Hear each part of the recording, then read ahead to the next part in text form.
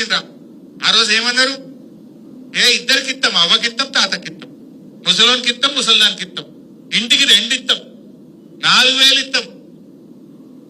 మరి 4,000 దిక్కు లేదు, ఇంటికి 2 దిక్కు లేదు, భర్త చనిపోతే వితంతువురాలికి కొత్త పెన్షన్ ఇచ్చింది లేదు, పైగా 2 లక్షల పెన్షన్లు నేరేసింది. మీరు ఏ ఊళ్ళోనైనా చెక్ చేయండి, పోయిన పెన్షన్లు కనబట్టే తప్ప కొత్తగా వచ్చింది ఒక్కటి కూడా ఉండదు. బీడీ కార్మికులకు ఇస్తలేదు. అసలు భర్తలు చనిపోయి ఏడాది అర్థం 2 ఏళ్లకెళ్ళి ఎదురు చూసేటోళ్ళకి కూడా ఇలా పెన్షన్లు వస్తాయి. అంటే ఈ రకంగా వాళ్ళందరినీ మోసం చేసింది. ఇది మీరు గుర్తు చేయాల్సిన అవసరం. వృద్ధులకు వితంతువులకు చెప్పాలి. పైగా 20 నెలల్లో 2 నెలల పెన్షన్ ఎక్కువ. మధ్యలో పోయినసారి ఒకటి, ఈ సంవత్సరంలో ఒకటి, 30 తారీఖు ఇస్తాడు, ఒకటి 3 తారీఖు 1 నెల ఇస్తాడు, కథ మధ్యలో ఒకటి ఎగిరిపోతుంది. అట్లా పెన్షన్లను 2 నెలల పెన్షన్ ఎగిరిపోతుంది. 4,000 మాట ఉంచి కానీ ఇచ్చేది కూడా 2 నెలలు ఎగ్గొట్టింది. ఈ విషయాన్ని మీరు తీసుకెళ్ళండి. ఇంటికి 2 అన్నారు, నౌకరున్నా ఇస్తామన్నారు, నౌకరున్నా ఇస్తా అన్నాడు. ఈ రకంగా ఏ నోటికి వచ్చినట్టు మాట్లాడిండ్రు. ఇవాళ ముఖం చాటేసిన పరిస్థితి. రైతుల విషయంలో నాకంటే ఎక్కువ మీకే తెలుసు. కేసీఆర్ ఉండగా ఎప్పుడైనా ఎరువుల కోసం మళ్ళీ చెప్పులు లైన్లో పెట్టినారు, పాస్ పుస్తకాలు లైన్లో పెట్టినారు. ఇవాళ ఏం జరుగుతుంది? ఎకరానికి ఒకటే సంచి ఇస్తారట. లైన్లో పెట్టి నిలవడంగా 3 ఎకరాలు ఉంటే 3 సంచులు, 2 ఎకరాలు ఉంటే 2 సంచులు అంటారు. మనం ఉండగా ఎన్నడన్నా ఏ రోజన్నా ఎరువుల కోసం లైన్లో నిలబడ్డ రోజు చూసినామా? 10 ఏళ్ల కేసీఆర్ పాలన. కాంగ్రెస్ వచ్చింది, మళ్ళీ చెప్పులు లైన్లోకి వచ్చింది, మళ్ళా పాస్బుక్ లైన్లో పెట్టే కాడికి వచ్చింది. ఇవాళ ఇంకొక మంచి విషయం కూడా మీరు చెప్పాలి. కేసీఆర్ ఉన్నప్పుడు రైతు బంధు స్టార్ట్ చేశాడు. కరోనా వచ్చింది, 2 ఏళ్లు ఆదాయం తగ్గింది, ఉద్యోగస్తుల జీతాలు ఆగినాయి, ఎమ్మెల్యేల జీతాలు ఆగినాయి, కానీ రైతు బంధు ఆగలే. కేసీఆర్ హయాం ఆగింది. ఎప్పుడన్నా 11 విడతల్లో 73,000 కోట్ల రూపాయలు ఇచ్చిండు కేసీఆర్. కరోనా వచ్చినా, కష్టం వచ్చినా, పెద్ద నోట్లు రద్దయినా, ఎకానమీ స్లో డౌన్ అయినా రైతు బంధు మాత్రం ఆగలేదు. మరి రేవంత్ రెడ్డి ఎందుకు ఆపుతుండు?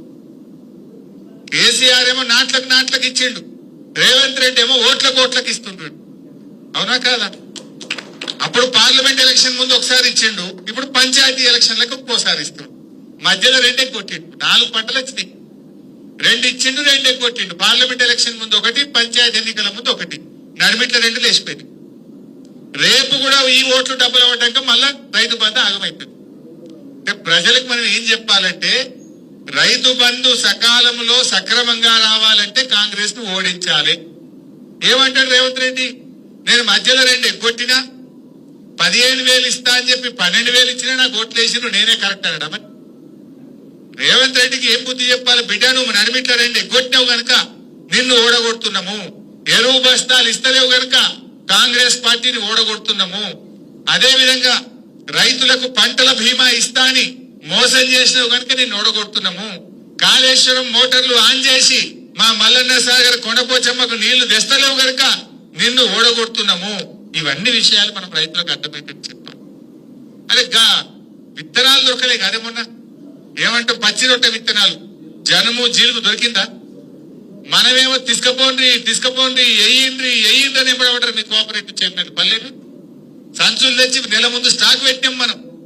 ఇప్పుడు అరే పచ్చి రొట్టె విత్తనాలు కావాలంటే ధర పెంచిండ్రు, విత్తనం దొరకదు. ఇంత శాతగాని కాంగ్రెస్ లో విత్తనాలు సరఫరా చేయలేరు, ఎరువులియే శాత కాదు, పంటల బీమా అని మోసం చేస్తుంది, రైతు బంధు 2 సార్లు ఎగ్గొట్టిరి, రైతు బీమాకు 6 నెలలు పైసలు గంటకు అట్లాగం పట్టిత్తిరి, నీళ్లు ఇవ్వమంటే నీళ్లు ఇయ్యే శాత కాదు, కరెంటు చూస్తే మోటార్లు కాలుతున్నాయి, గంటకు ట్రిప్ అవుతున్నది. ఏం చేసిండ్రు రైతులకు? మీరు ఒక్కసారి ఆలోచించారు. ఇక మనం ఉండగా ఎన్ని గోడౌన్లు కట్టి, ప్రతి మండలానికి ఒక గోడౌన్ కట్టలే, ఎరువులు తెచ్చి స్టాక్ పెట్టలే. మరి ఇలా రైతులు ఎందుకు కాంగ్రెస్ పార్టీకి ఓటేయాలని నేను అడుగుతున్నా. రైతు బంధు ఎగ్గొట్టినందుక, పంటల బీమా ఎగ్గొట్టినందుక, రైతు బీమాకు ప్రీమియం చెల్లించినందుక, జనుము జీలుగు విత్తనాలు ఇవ్వ చేతగానందుక, ఎరువులు అందించినందుక, నీళ్లు ఇవ్వనందుక, మోటార్లు కాలినందుక ఎందుకు వేయాలి కాంగ్రెస్ పార్టీకి ఓటు అని నేను అడుగుతా ఉన్నా. ఇది మీరు చర్చ పెట్టాలి దయచేసి. రైతులు కలిసినాక నేను చెప్పిన దాంట్లో ఒకటైనా అబద్ధం ఉందా? కేసీఆర్ ఉండగా మోటార్లు కాలకపోవు. మీరు ఊర్లలో చూడండి, మోటార్ వైండింగ్ దుకాణాలు మళ్ళీ చాలేని.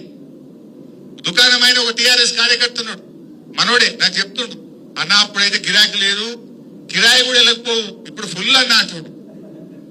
ఈ కాంగ్రెస్ వచ్చినాక ఎవడన్నా బాగుపడ్డాడంటే ఒక కరెంట్ మోటార్ వైండింగ్ దుకాణంలో ఒక్కడు బాగుపడ్డాడు. ఎవరికి గిరాకీ లేదు. నేను గజ్వేల రాగా చూసుకుంటూ వచ్చి 100 టూలెట్ బోర్డులు ఉన్నాయి ఉన్నాయని అన్ని దుకాణాలు ఎత్తిపోతున్నాయి. ఒక మోటార్ వైండింగ్ దుకాణాలు మాత్రం తెస్తుంది. ఎందుకంటే మోటార్లు బాగా గాలిపోతున్నాయి, కరెంట్ సరిగ్గా వస్తుంది. కాంగ్రెస్ వచ్చినాక రివర్స్ అయిపోయింది మొత్తం. మీకు ఒకసారి గుర్తుందో లేదో పాతది నేను యాద్ చేస్తా. కేసీఆర్ ముఖ్యమంత్రి ఉన్నప్పుడు చంద్రబాబు నాయుడు ఆంధ్రలో మాట్లాడింది ఒకసారి. అరే ఒకప్పుడు ఆంధ్రలో ఎకరం అమ్మితే తెలంగాణలో 10 ఎకరాలు వచ్చు, కానీ 10 ఏళ్లలో కేసీఆర్ ముఖ్యమంత్రి అయినాక ఇప్పుడు తెలంగాణలో ఎకరం అమ్మితే ఆంధ్రలో 10 ఎకరాలు వస్తుంది అని ఎవరన్నారు? చూసిండ్రా మీరందరూ? ఇప్పుడు రేవంత్ రెడ్డి వచ్చి 2 ఏళ్లు కాలే, సీన్ రివర్స్ అయింది. అయిందాకా లేదా? మొన్న నేను సిద్దిపేట పోయినా, ఊరు గంగాపూర్ అని చిన్నకోడూరు మండలం గంగాపూర్ ఊరికి పోయినా. ఒక మన కార్యకర్త చనిపోతే మాట్లాడించడానికి పోయినా. కొద్దిసేపు మాట్లాడినాక కూర్చున్నా. ఏం సంగతి అన్నాక ఎరువులు ఈ బాధలన్నీ చెప్పుకుంటా, ఎవడైనా లగ్గం ఉండి అమ్ముకుందామంటే భూమి అమ్ముతలేదు సార్. ఏమైతుందంటే 40 లక్షలకి అడుగు తీయలేదు, ఇప్పుడు 20కి ఇద్దామంటే కూడా ఎవడత్తలేడు అన్నాడు. అంటే ఇప్పుడు ఏమైంది? సీన్ రివర్స్ అయింది. ఆడ చంద్రబాబు నాయుడు అయింది, రేవంత్ రెడ్డి అయింది. ఇప్పుడు ఏమైతుంది? ఇప్పుడు మళ్ళా ఆంధ్రలో ఎకరం అమ్మితే తెలంగాణలో 2 ఎకరాలు వస్తుంది. అయిందా లేదా? గజ్వేల్లో మీ అందరికి అనుభవమే ఉంటుంది. రేట్లు తగ్గినాయా పెరిగినాయా? ఎంత తగ్గినాయి? సగానికి సగమైంది. ఇంకా 2 ఏళ్ళు ఉంటే ఇంకేమవుతుందో. దోసాల్లో సగమైంది. ఈ రేవంత్ రెడ్డి ఇంకో ఏడాది 2 ఏళ్ళు ఉంటే ఇంకెంత తగ్గుతుంది? బేరాలు బంధు, కార్లు గుంజుకపోతుర్రు, మోటార్ సైకిళ్లకు ఇన్స్టాల్మెంట్లు లేవు, దుకాన్లు బంద్ అయిపోయినాయి, డీజిల్ కు పైసలు లేవు, బేరాలు లేవు, కొత్తగా ఇల్లు కట్టేవాడు లేడు, ప్లాట్ కొనేటోడు లేడు. ఎవడన్నా అవసరం పడి భూమి అమ్ముకుందామంటే కొనే దిక్కు లేదు. నిజమేనా?